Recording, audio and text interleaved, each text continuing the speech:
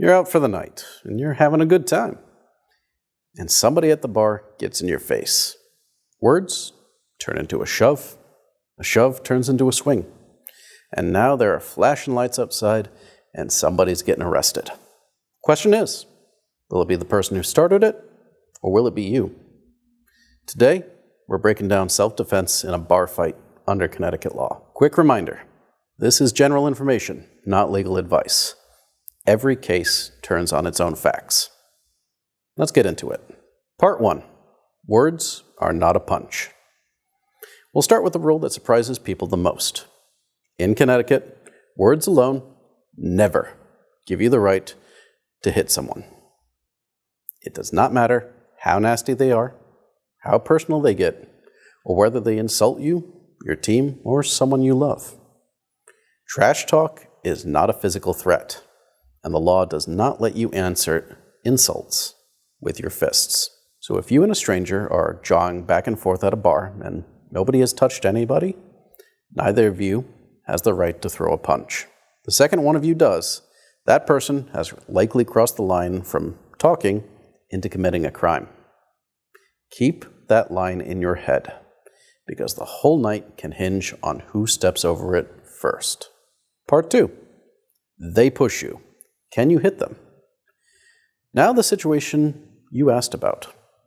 The argument is heating up and the other guy shoves you. Can you hit him back? Here's the careful answer. Once someone puts their hands on you, they have used physical force against you, and now you are allowed to defend yourself. But, and this is the part people blow, your response has to be reasonable and proportional to that threat. A shove is low-level force. The law allows you to use the amount of force reasonably necessary to protect yourself and stop what is happening. Pushing him off you, blocking him, creating space, that is clearly defensive. Winding up and breaking his jaw because he bumped your shoulder, that's a different story, because now your response may be far bigger than the threat you faced. The dial has to match the danger. And the moment the threat stops, your right to use force stops with it. If he backs off and you keep swinging, you've gone from defending yourself to committing an assault. One more piece. For this kind of ordinary, non-deadly defense, you do not have a legal duty to retreat first. That said, in a bar, walking away is almost always the smartest move you can make, for your safety and for your case. Part 3. But I didn't start it. Does that matter? People always say, but I didn't start it. That matters a lot, but you have to be careful about what starting it actually means. There's a big difference between starting the words and starting the fight. Being loud or rude or starting an argument does not automatically make you the aggressor in the eyes of the law. The aggressor, in the way that it counts, is generally the first person to use or threaten to use physical force. So you can be the one who started running your mouth and still be the victim if the other person is the one who turns it physical. But here's the trap. If you provoke the other person on purpose, goading them or swinging at you so that you would have an excuse to hurt them, the law takes self-defense away from you. And if the two of you basically agreed to fight, the classic, let's take it outside. That is what the law calls combat by agreement. And neither side gets to claim self-defense for a fight you both signed up for. The exception is if the other person blows past the deal. For example, you agreed to a fist fight and he pulls out a knife. When someone escalates like that, your right to defend yourself can come right back. And if you generally were the one who threw the first punch, but then you stop, you back away, and you make it clear you're done, but the other person keeps coming after you, the law can let you defend yourself again.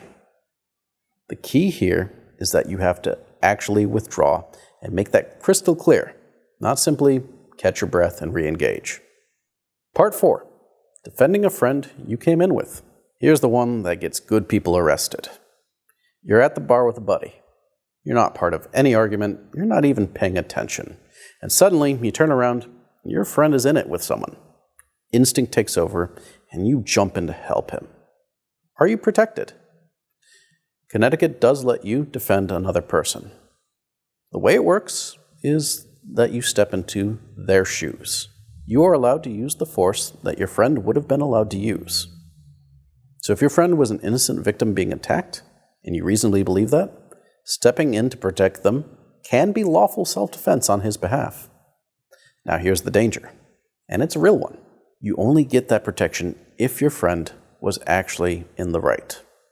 If it turns out that your buddy started the fight, or he was the aggressor, or the two of them agreed to throw down, he has no self-defense claim, and that means you have none either.